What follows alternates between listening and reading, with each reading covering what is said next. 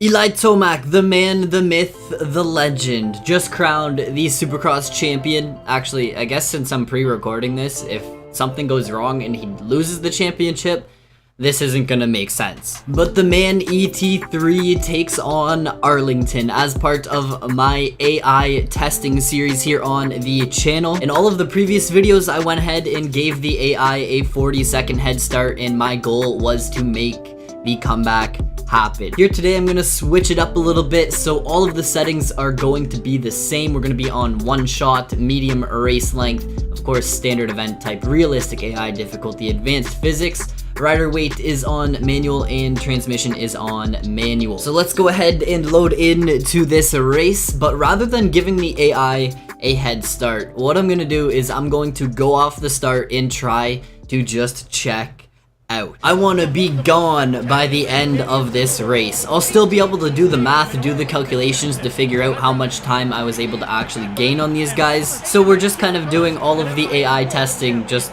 in reverse. If you guys do enjoy this video at any point in time, make sure to smash that thumbs up button for me, throw any comments down below, join the Goon Army guys, click that subscribe button, turn on the post notifications so that you never miss a video, and let's get in to the Arlington action.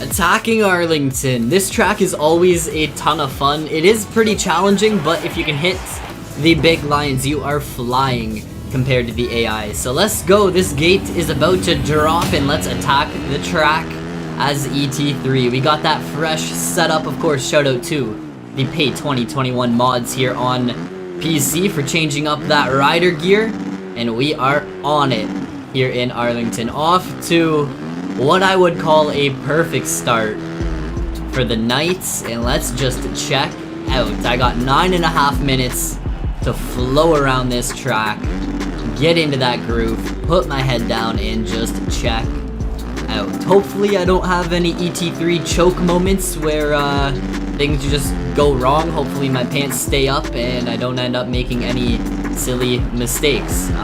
Leave it up to ET3 to choke though. He is definitely the choke master when it comes to Supercross. Outdoors, the man is on it.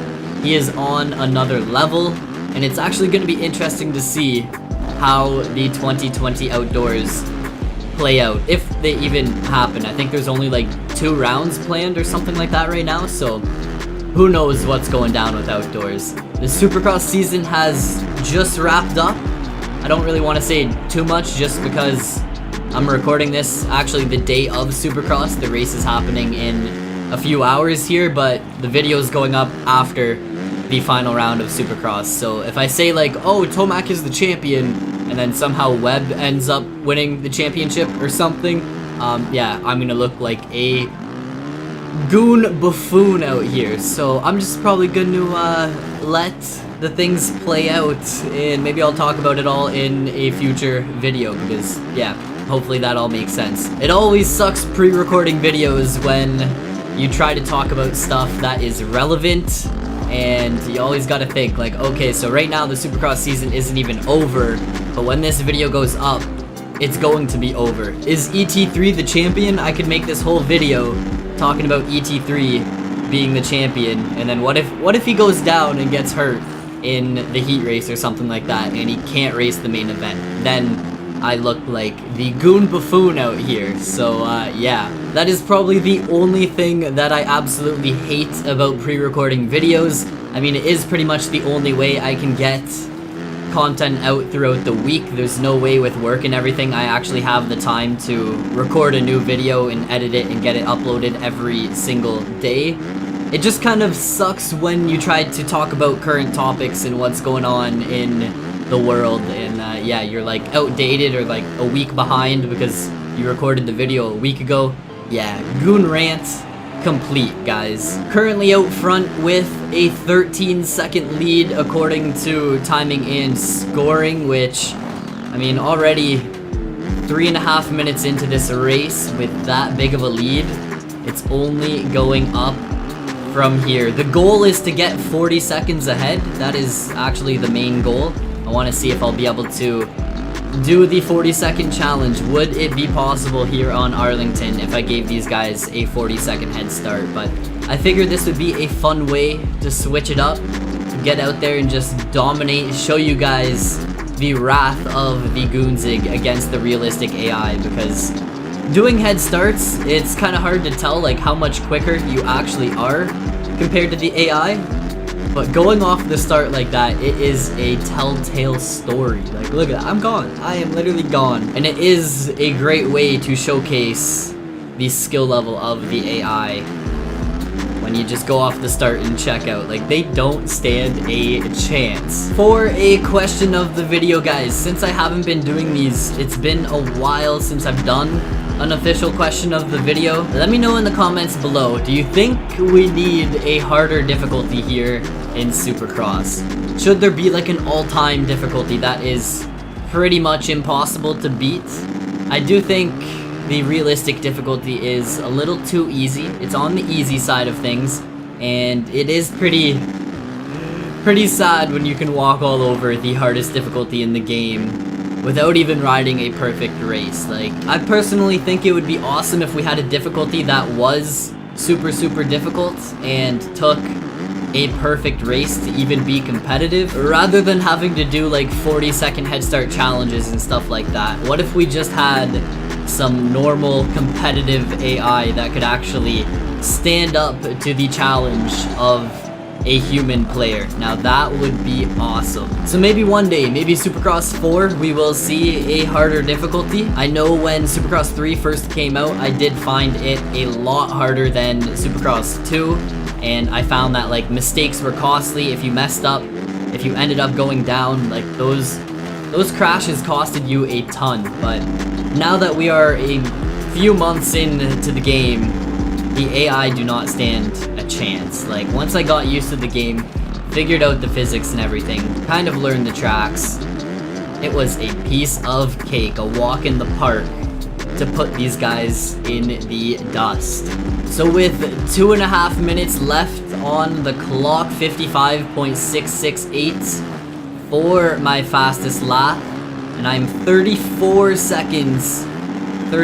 seconds ahead of Cooper Webb according to timing and scoring. So a few more laps to go.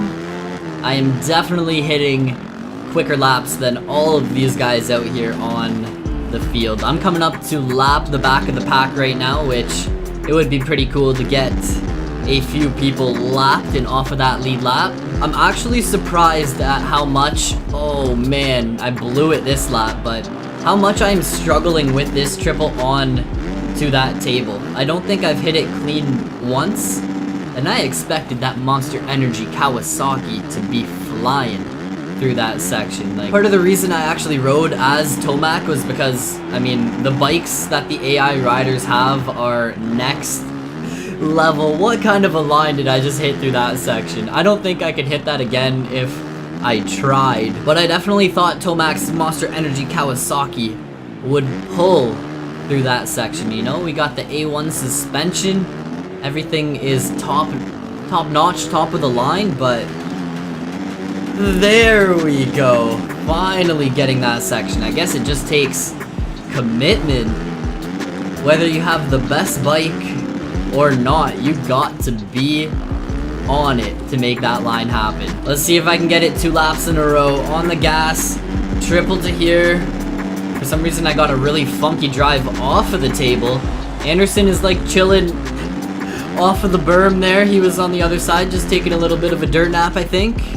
And here we go on to that last lap, guys. 46 seconds ahead of Cooper Webb right now. It does seem like Arlington is on the easier side of things when it comes to racing the AI. The track itself is tricky. There are definitely some big lines you can bust out, and with that being said, risk versus reward. It can catch you off guard. If you make the littlest mistake, it can cost you a ton of time, but if you find that flow, if you can hit some decent laps on Arlington, you should have no issue dominating the AI. One final time through the whoops, and I think that is going to be it for this challenge. I'm not sure how far ahead of Webb I was. It's a bummer that it doesn't show you the split times at the end of the race. Marv's lap time came in at a 59.337. With that being said, my lap time was a 55.668, so almost 4 seconds quicker. 3.669 seconds total. If we take that and multiply that by the 12 laps that we did, that is 44 seconds. Go ahead and check the AT&T Stadium of Arlington off the list. Mission accomplished, guys. The AI are slow here in Arlington. I will catch you guys in the next video. Peace out.